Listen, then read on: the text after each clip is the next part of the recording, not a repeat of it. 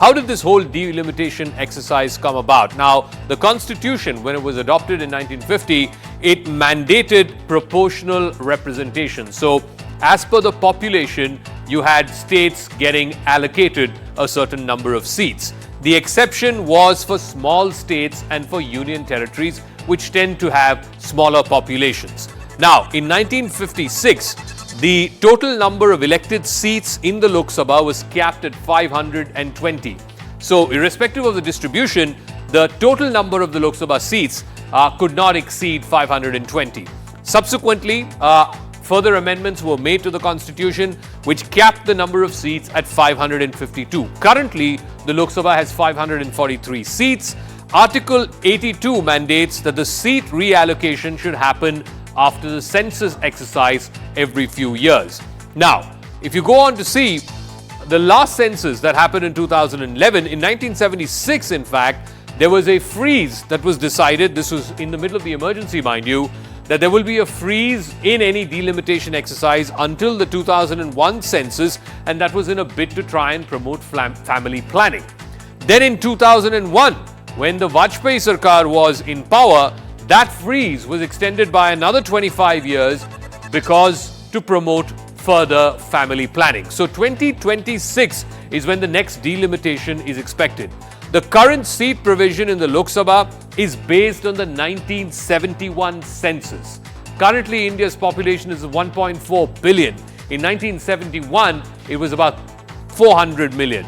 So the point is, you cannot have a proportional representation system which is based on the 1971 census more than 50 years ago, because the demographics of the country, the demographics within regions and sub-regions has changed, and this also means that states which promoted population control and the benefits thereof are getting punished as a consequence of that. But there's also now the flip side in the states that are due to go to polls in the next few months, which is states like Madhya Pradesh, for example.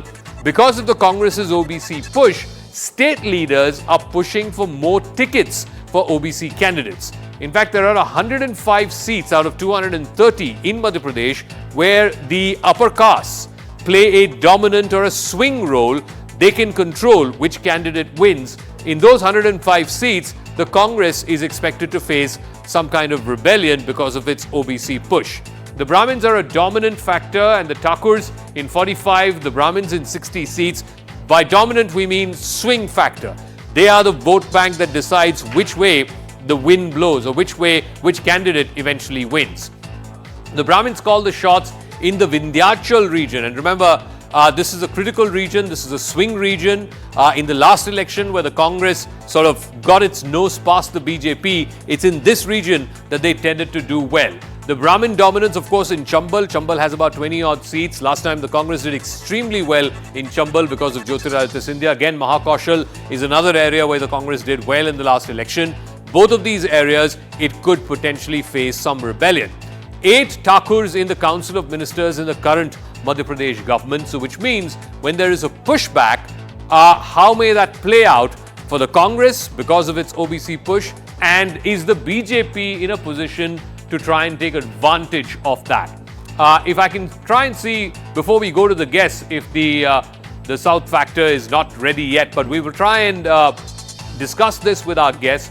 The bare basic facts are that states like UP and Bihar will go from 80 seats to 94, Bihar from 40 seats to 50 plus, whereas states like Tamil Nadu, Kerala will lose anywhere between 5 to 10 seats. Let me now open this up to our guests. They're back on the wall. Dr. Ajay Alok is the national spokesperson of the BJP. Mohan Kumaramangalam is the spokesperson of the Congress Party. P. Gandhi is the spokesperson of the DMK. And Nalin Mehta, author and columnist, joining us. Mohan Kumaramangalam, let me start with you. So, obviously, the Congress Party for the Congress Party, the South is a big catchment area. Out of the 54 seats you won last time, I think more than 40 came from just the southern states alone. The Prime Minister has turned this whole slogan of Jitni Abadi Utna Haq on its head, saying, what about the southern states after delimitation?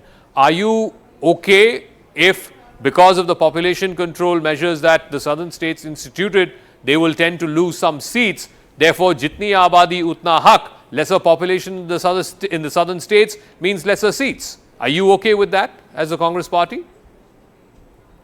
I think Mr. Modi is deliberately conflating two completely distinct issues. On the one hand, we have an issue grounded in social justice, where historically oppressed backward communities are yet to find even a modicum of representation in the corridors of power that interface with citizens and make decisions regarding programs and policies for them. On the other hand, you have a fundamental moral hazard issue where you're seeking to punish southern states by reducing their representation, the proportion of their representation rather, because they listen to and implemented population control better than the north. I think the southern states are doing more than their fair share for the country. If you look at every 1 rupee that Tamil Nadu gives the center, it gets back 29 paisa. On the other hand, Uttar Pradesh gets back 2 rupees 73 paisa. Bihar gets back 7 rupees. 18% of the country's population is in the south, but we contribute 35% of the country's GDP. So any attempt to reduce the seats, or rather the proportion also, I would say, of the representation from the south in parliament would itself be a historic injustice. But Mohan, as per your leader's slogan, the one that Rahul Gandhi coined, Jitni Abadi Utna Haq, slogan means yes, that slogan, lesser the population, lesser the seats, right? Zaka, that slogan, taking a slogan out of context and applying it to another context doesn't make it valid.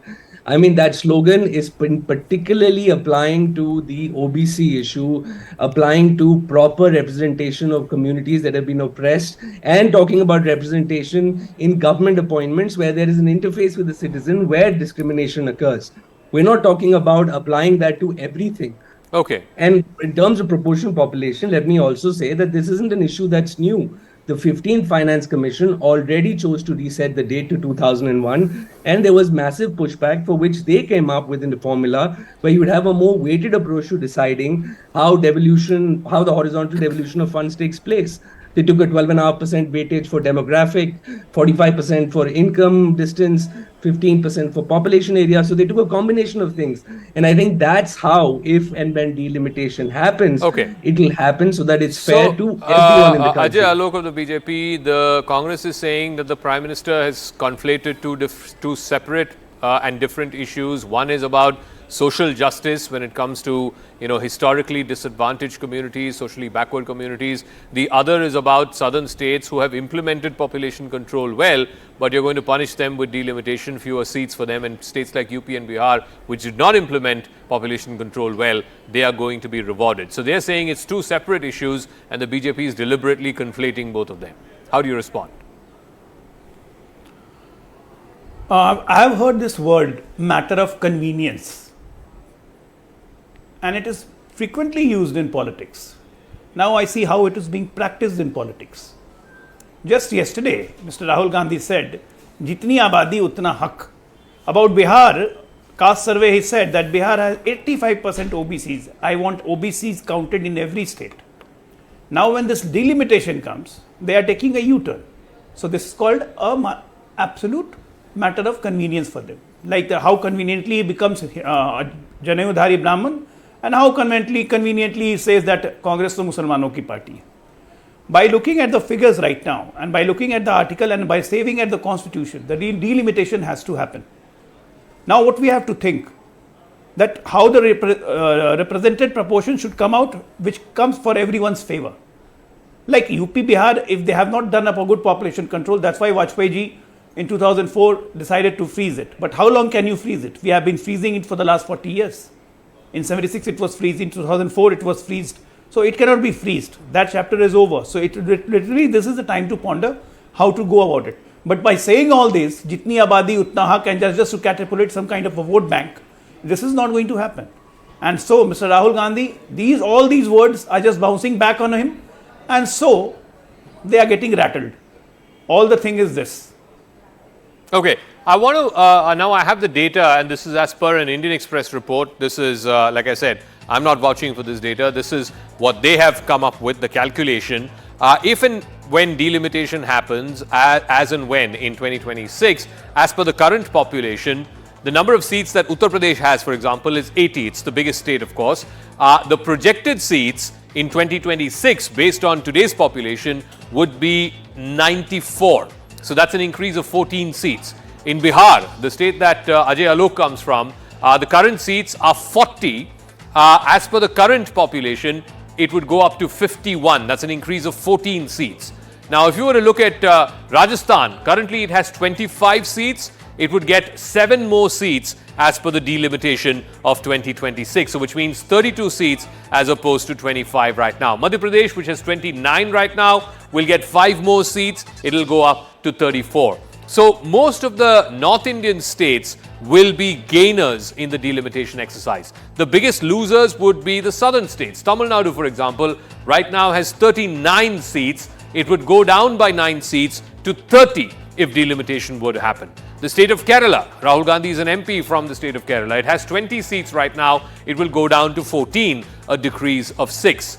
Karnataka are 28 seats that it has currently. It will go down by 2 to 26. And Andhra Pradesh and Telangana, the entire block, currently Andhra has 25, Telangana has 17. That's 42 seats. That will again come down by 7 to 35 seats. So net, the biggest losers would be the southern states, the biggest gainers would be the northern states. But that is not the complete picture.